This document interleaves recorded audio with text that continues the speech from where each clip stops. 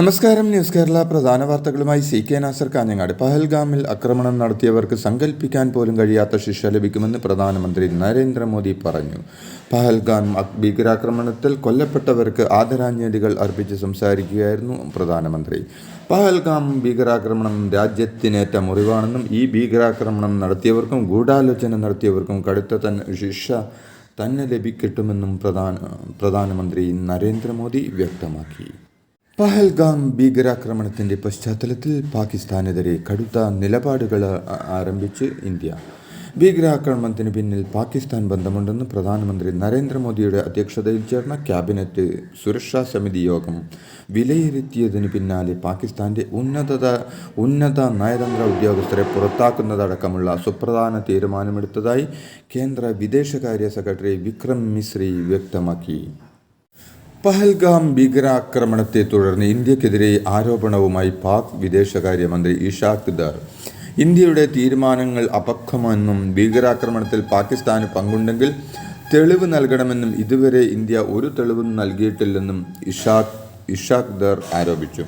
ഭീകരാക്രമണവുമായി ബന്ധമില്ലെന്ന ഔദ്യോഗിക വിശദീകരണമാണ് പാകിസ്ഥാന്റെ ഭാഗത്തു നിന്നും ഇന്നലെ വന്നത്.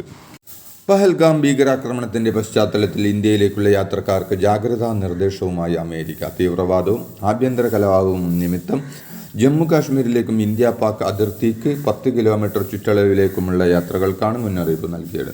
ഇന്നലെയാണ് അമേരിക്ക ജാഗ്രതാ മുന്നറിയിപ്പ് നൽകിയത്. കശ്മീരിലെ ഉദ്ധംപൂരിൽ ഭീകരമായുള്ള ഏറ്റുമുട്ടലിൽ ഒരു സൈനികൻ വീരമൃത്യു മരിച്ച സ്ഥലത്ത് സുരക്ഷാ സേനയും ജമ്മു കാശ്മീർ പോലീസും ചേർന്ന് ഭീകരരെ നേരിടുന്നതായാണ് വിവരം. 3 ഭീകരർ വനമേഖലയിൽ തമ്പടിച്ചിരിക്കുകയാണെന്നാണ് സൈന്യം അറിയിക്കുന്നത്. ഇവരുടെ സ്ഥാനം സൈനികർ തിരിച്ചറിഞ്ഞിട്ടുണ്ട്. കാശ്മീരിൽ സുരക്ഷാ പരിശോധനയ്ക്കിടെയാണ് ഒളിഞ്ഞിരിക്കുന്ന ഭീകരർ വെടിയുതിർത്തത്. തുടക്കത്തിൽ വെടിയേറ്റ സൈനികനാണ് വീരമൃത്യു വരിച്ചത്. പഹൽഗാം ഭീകരാക്രമണത്തിന്റെ നടുക്കം അനുഭവം പങ്കുവെച്ച് ആക്രമണത്തിൽ കൊല്ലപ്പെട്ട N രാമചന്ദ്രന്റെ മകൾ ആരതി. ഭീകരർ പറഞ്ഞത് മനസ്സിലായില്ലെന്ന് 2 തവണ പറഞ്ഞിട്ടും അവർ അച്ഛനെ വെടിവെച്ചുവെന്നും തൻ്റെ മുന്നിലാണ് അച്ഛൻ വെടിയേറ്റ് വീണതെന്നും ആരതി മാധ്യമങ്ങളോട് പറഞ്ഞു. മക്കൾ കരഞ്ഞതുകൊണ്ടായിരിക്കാം തന്നെ അടക്കം ഭീകരർ ഉപദ്രവിക്കാതെ വിട്ടതെന്നും തൻ്റെ മുന്നിലെത്തിയ ഭീകരർ സൈനിക വേഷത്തിലായിരുന്നില്ലെന്നും ആരതി പറയുന്നു. പഹൽഗാം ഭീകരാക്രമണത്തിന്റെ പശ്ചാത്തലത്തിൽ പാകിസ്ഥാന് മുന്നറിയിപ്പ് നൽകി ഇന്ത്യൻ വ്യോമസേന നാവികസേനകൾ. അറബിക്കടലിൽ മിസൈൽ പരീക്ഷണം നടത്തിയാണ് ഇന്ത്യൻ നാവികസേന ശക്തി തെളിയിച്ചത്. ഇന്ത്യൻ നാവികസേനയുടെ ഗൈഡഡ് മിസൈൽ നശീകരണ കപ്പലായ INS സൂറത്തിലാണ് സർഫസ് ടു എയർ മിസൈൽ വിജയകരമായി പരീക്ഷിച്ചത്. പ്രതിരോധശേഷി ശക്തിപ്പെടുത്തുന്നതിൽ സുപ്രധാന നാഴികക്കല്ലാണ് പിന്നിട്ടതെന്ന് നാവികസേന പ്രതികരിച്ചു. ഇതിനിടെ വ്യോമാഭ്യാസം നടത്തിയാണ് ഇന്ത്യൻ വ്യോമസേന മുന്നറിയിപ്പ് നൽകിയത്. ആക്രമൺ എന്ന പേരിൽ സെൻട്രൽ സെക്ടറിലാണ് വ്യോമാഭ്യാസം നടത്തിയത്. തിരിച്ചടി ഭയക്കുന്ന പാകിസ്ഥാൻ ഇതിന് പിന്നാലെ നിയന്ത്രണ രേഖയിൽ സേനാ വിന്യാസം വർദ്ധിപ്പിക്കുകയും റാവൽപിണ്ടിയിലെ സേനാ കേന്ദ്രത്തിന്റെ സുരക്ഷ കൂട്ടുകയും ചെയ്തു. പഹൽഗാം ഭീകരാക്രമണത്തെ തുടർന്ന് അട്ടാരി അതിർത്തിയിലെ ബീറ്റിംഗ് റീട്രീറ്റ് ചടങ്ങുകളിൽ മാറ്റം വരുത്താൻ തീരുമാനം. അട്ടാരി, ഹുസൈനിവാല, സദ്കി എന്നിവിടങ്ങളിൽ നടക്കുന്ന ചടങ്ങുകളിലാണ് മാറ്റം വരുത്തുക. ചടങ്ങിനിടെ ഗേറ്റുകൾ അടച്ചിടാനും ഗാർഡ് കമാൻഡർമാർ തമ്മിലുള്ള പ്രതീകാത്മക ഹസ്തദാനം താൽക്കാലികമായി നിർത്തിവെക്കാനും തീരുമാനമായിട്ടുണ്ട്. അബന്ധത്തിൽ അതിർത്തി മുറിച്ചു കടന്ന BSF ജവാനെ കസ്റ്റഡിയിലെടുത്ത് Pakistan. BSF constable PK Singh ആണ് പാകിസ്ഥാന്റെ കസ്റ്റഡിയിലായത്. പഞ്ചാബ് അതിർത്തിയിലാണ് സംഭവം. അന്താരാഷ്ട്ര അതിർത്തി കടന്നതിനാണ് ജവാനെ പാകിസ്ഥാൻ കസ്റ്റഡിയിലെടുത്തതെന്നാണ് റിപ്പോർട്ടുകൾ. ജവാന്റെ മോചനത്തിനായി ഇരു സേനകളും തമ്മിൽ ചർച്ചകൾ പുരോഗമിക്കുകയാണെന്ന് റിപ്പോർട്ടുകളുണ്ട്. പഹൽഗാം ഭീകരാക്രമണത്തെ തുടർന്ന് പാകിസ്ഥാനുമായുള്ള നയതന്ത്ര ബന്ധം അവസാനിപ്പിച്ചതടക്കമുള്ള കടുത്ത നടപടിയിലേക്ക് ഇന്ത്യ കടന്നതിന് പിന്നാലെ നടപടിയുമായി പാകിസ്ഥാൻ. സിന്ധു നദീജല കരാർ ലംഘിക്കുന്നത് യുദ്ധമായി കണക്കാക്കുമെന്ന് പാകിസ്ഥാൻ വ്യക്തമാക്കി. ഇന്ത്യയുടെ നടപടിക്ക് പിന്നാലെ പാകിസ്ഥാനും നടപടിയുമായി രംഗത്തെത്തി. ഇന്ത്യൻ പൗരന്മാർക്കുള്ള വിസ പാകിസ്ഥാൻ മരവിപ്പിച്ചു.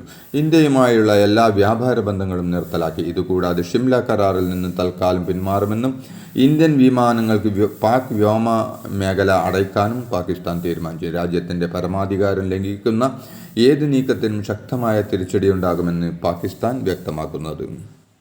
ജമ്മു കാശ്മീരിലെ പഹൽഗാമിൽ ഭീകരാക്രമണത്തിന്റെ പശ്ചാത്തലത്തിൽ രാഷ്ട്രപതിയുമായി കൂടിക്കാഴ്ച നടത്തി കേന്ദ്ര ആഭ്യന്തരമന്ത്രി അമിത് ഷാ. വിദേശകാര്യമന്ത്രി എസ് ജയശങ്കറിനൊപ്പമാണ് അമിത് ഷാ രാഷ്ട്രപതി ദ്രൗപദി മുർമുവുമായി കൂടിക്കാഴ്ച നടത്തിയത്. കാശ്മീരിലെ സ്ഥിതിഗതികൾ സംബന്ധിച്ച് രാഷ്ട്രപതിയോട് വിശദീകരിച്ചു. പഹൽഗാം ഭീകരാക്രമണത്തിന്റെ പശ്ചാത്തലത്തിൽ പാകിസ്ഥാനെതിരെ നിലപാട് കടുപ്പിച്ച് ഇന്ത്യ. പാകിസ്ഥാനികൾക്ക് വിസ നൽകുന്ന ഇന്ത്യ സസ്പെൻഡ് ചെയ്തു. ഇതുവരെ നൽകിയ വിസകൾ ഞായറാഴ്ച റദ്ദാക്കും. മെഡിക്കൽ വിസകൾ ചൊവ്വാഴ്ചയോടെ റദ്ദാക്കും. പാകിസ്ഥാൻ പൗരന്മാർ ഇന്ത്യ വിടണമെന്നും ഇന്ത്യൻ പൗരന്മാർ പാകിസ്ഥാനിൽ നിന്ന് മടങ്ങണമെന്നും നിർദ്ദേശം നൽകി. ബൈസരൺ താഴ്വാര വിനോദസഞ്ചാരികൾക്കായി തുറന്നു നൽകിയ കാര്യം പ്രാദേശിക അധികൃതർ സുരക്ഷാ ഏജൻസികളെ ധരിപ്പിച്ചില്ലെന്ന് സൂചന. ജൂണിൽ തുറക്കേണ്ട ബൈസരൺ താഴ്വാര ഏപ്രിൽ 20 തുറന്നത് സുരക്ഷാ സേന അറിഞ്ഞില്ലെന്നും ഇത് സുരക്ഷാ സേനയുടെ അറിവോടെയല്ല എന്നും ആഭ്യന്തര മന്ത്രാലയത്തിലെ ഉന്നത ഉദ്യോഗസ്ഥർ വ്യക്തമാക്കിയെന്ന് സർവകക്ഷി യോഗത്തിന് ശേഷം ഹാരിസ് ബീരാൻ MP മാധ്യമങ്ങളോട് പറഞ്ഞു. വയനാട്ടിൽ കാട്ടാന ആക്രമണത്തിൽ വീണ്ടും മരണം. മേപ്പാടി എരുമക്കൊല്ലി പൂളക്കൊല്ലി സ്വദേശി അറുമുഖനാണ് മരിച്ചത്. എരുമക്കൊല്ലിയിൽ വെച്ചുണ്ടായ കാട്ടാനയുടെ ആക്രമണത്തിലാണ് കൊല്ലപ്പെട്ടത്. ഇന്നലെ രാത്രി 9 മണിയോടെയാണ് ആക്രമണം ഉണ്ടായത്. വയനാട് മേപ്പാടി എരുമക്കൊല്ലി പൂളക്കുന്ന് നദിയിൽ അറുമുഖൻ കാട്ടാനാക്രമണത്തിൽ കൊല്ലപ്പെട്ട സ്ഥലത്ത് നാട്ടുകാരുടെ പ്രതിഷേധം. അറുമുഖത്തെ കൊന്ന കാട്ടാന തന്നെയാണ് നേരത്തെയും ഇവിടെ ആളുകളെ ജീവനെടുത്തതെന്നും കൊലയാളി കാട്ടാനയെ മയക്കുവെടി വെച്ച് പിടികൂടണമെന്നും ആവശ്യപ്പെട്ടാണ് നാട്ടുകാരുടെ പ്രതിഷേധം. കാട്ടാനയെ മയക്കുവെടി വെക്കാനുള്ള കാര്യത്തിലടക്കമുള്ള ആവശ്യങ്ങൾ ഇന്ന് പരിഗണിക്കുമെന്ന ഉറപ്പ് ലഭിച്ചതോടെ 11 നാട്ടുകാരുടെ പ്രതിഷേധം അവസാനിപ്പിച്ച് മൃതദേഹം സ്ഥലത്ത് നിന്ന് കൊണ്ടുപോകാൻ അനുവദിച്ചു. ലഹരി വിരുദ്ധ പ്രവർത്തനങ്ങളുടെ ഭാഗമായി കളിക്കളങ്ങൾ സജീവമാക്കുക എന്ന ലക്ഷ്യത്തോടെ ലഹരി വിരുദ്ധ സന്ദേശയാത്ര സംഘടിപ്പിക്കുമെന്ന് കായിക വകുപ്പ് മന്ത്രി V. അബ്ദുറഹ്മാൻ പറഞ്ഞു. മെയ് 5 കാസർഗോഡ് നിന്ന് ആരംഭിക്കുന്ന യാത്ര കായിക മന്ത്രിയുടെ നേതൃത്വത്തിൽ എല്ലാ ജില്ലകളിലും പര്യടനം നടത്തും. സ്പോർട്സ് കിറ്റുകളും ഇവിടങ്ങളിൽ നൽകുമെന്നും അദ്ദേഹം വ്യക്തമാക്കി. കേരള സർക്കാർ നടപ്പാക്കിയ കൊച്ചി വാട്ടർ മെട്രോ 40 ലക്ഷം യാത്രക്കാരെ സ്വന്തമാക്കി 2 വർഷം പൂർത്തിയാക്കുന്നു. കൊച്ചിയിലെത്തുന്ന VVIPകൾ മുതൽ സാധാരണക്കാരുടെ വരെ ടൂറിസം ഡെസ്റ്റിനേഷനായി മാറിക്കഴിഞ്ഞ വാട്ടർ മെട്രോ സർവീസ് 3-ാം വർഷം കൂടുതൽ സ്ഥലങ്ങളിലേക്ക് വ്യാപിപ്പിക്കാനൊരുങ്ങുകയാണ്. ഫ്രാൻസിസ് മാർപ്പാപ്പയുടെ വിയോഗത്തെ തുടർന്ന് രാജ്യത്ത് ഔദ്യോഗിക ദുഃഖാചരണം നിലനിൽക്കുകയും കാശ്മീരിൽ കൂട്ടക്കുരുതിയുടെ വേദന രാജ്യത്ത് തളം കെട്ടി നിൽക്കുകയും ചെയ്ത സാഹചര്യത്തിലും മുഖ്യമന്ത്രി ആഘോഷപൂർവ്വം AKG സെന്ററിന്റെ ഉദ്ഘാടനം നടത്തിയത് അനൗചിത്യമാണെന്ന് കോൺഗ്രസ് നേതാവ് K. മുരളീധരൻ പറഞ്ഞു. കോടികൾ മുടക്കി ഉത്സവം പോലെ സർക്കാരിന്റെ വാർഷിക പരിപാടികളും നടത്താൻ പാടില്ലായിരുന്നുവെന്നും അദ്ദേഹം പറഞ്ഞു. LDF വീണ്ടും അധികാരത്തിൽ വരണമെന്നും LDF ആണ് ശരിയെന്നും CPI സംസ്ഥാന സെക്രട്ടറി ബിനോയ് വിശ്വം. അതുകൊണ്ട് ചില കാര്യങ്ങൾ പാർട്ടിക്ക് അകത്തും പുറത്തും CPI പറയും. അത് LDFന് ശക്തമാക്കാനാണ്, അത് ഐക്യം തകർക്കാനല്ലെന്നും ആ ശരിയെ ശക്തമാക്കാനാണ് CPIയുടെ പോരാട്ടമെന്നും ബിനോയ് വിശ്വം പറഞ്ഞു.